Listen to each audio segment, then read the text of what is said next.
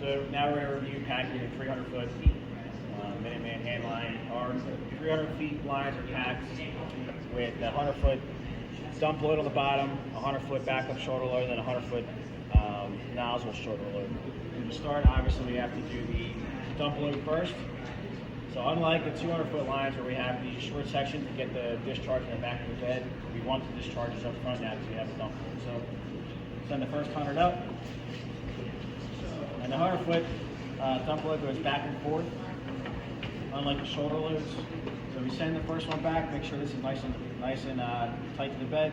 Then we're going to do a loop. Loops don't have to be long, just kind of measure it up to the ones on the other side. Just going to keep feeding it back all 100 feet. Take another loop, make sure they're equal in size.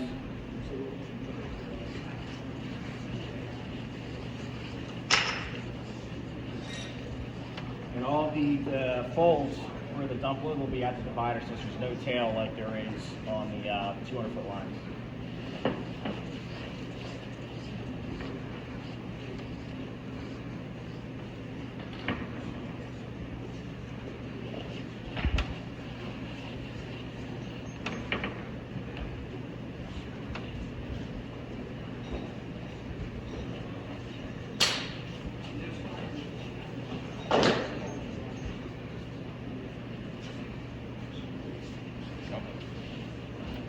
So the end of the dump load is going to be a male coupling.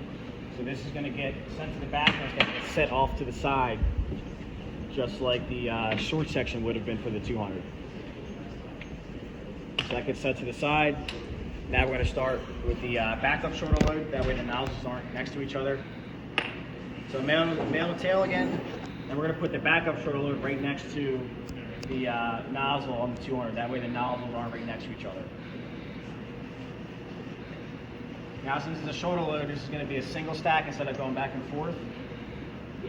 And the folds for this are going to be slightly inside the divider, just like the 200, to account for the tail when it comes up. So about a half inch inside the divider.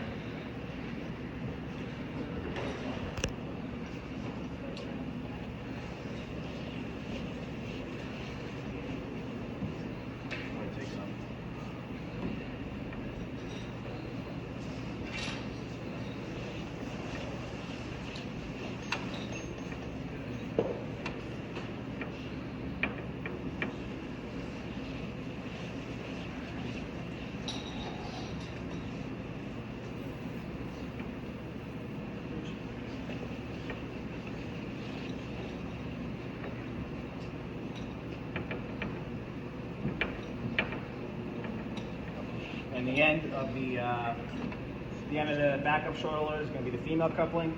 That's going to go to the top and connect to the male end of the dump load. We're just connecting that now.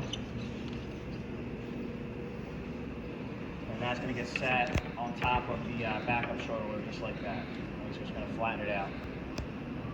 The tail is going to come up. And we're going to make sure we bring the tail of the backup shoulder load up first before we put the nozzle on. Same thing, we're going to squeeze all these folds, make it tight. Send that up. Now there's no stripe showing.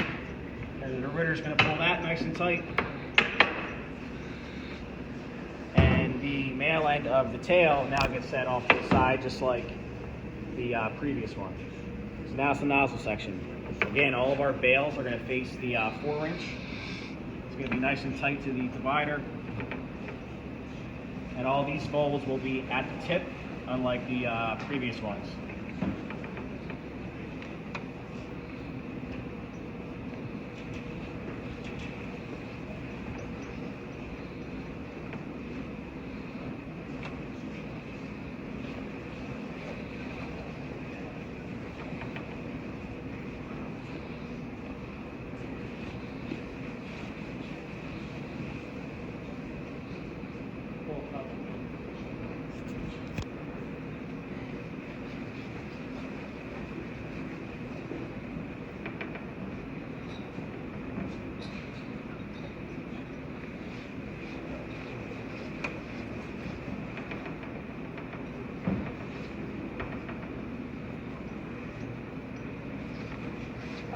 lines it's basically the same as a 200 foot, except they're not on top of each other, they're just right next to each other.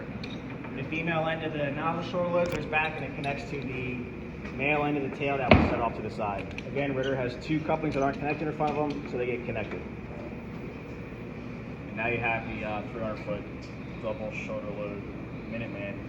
And as far as stretching these lines go, it's pretty much the same as the video you saw about the 200 foot lines. The nozzleman concerns himself with the nozzle up, the backup man concerns himself with this shoulder load, and typically our drivers are pretty proactive enough to come over here and grab the dump load and stretch that out. But the same thing goes for stretching at 300 inch communication, so we don't want to take off and have guys start dropping line when they really don't have to. We want to make sure we get as much line up to the house as we can.